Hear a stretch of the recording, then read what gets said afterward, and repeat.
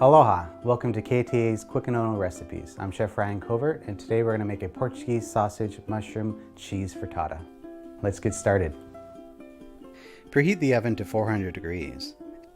In a mixing bowl, combine the egg, pepper, and salt and whisk together for 30 seconds until foamy and set aside.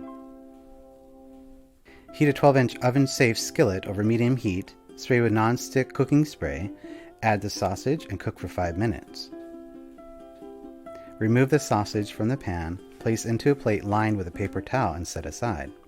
Blot the excess oil from the pan with a paper towel. Add the onions and mushrooms and cook for 1 to 2 minutes. Add the sausage, cheese, and eggs to skillet and do not stir. Place the skillet into the oven and bake for 20 to 25 minutes. Serve the frittata in the pan while hot from the oven, along with fresh fruit, English muffins, or whole wheat toast. For this recipe and more, visit ktasuperstores.com/recipes.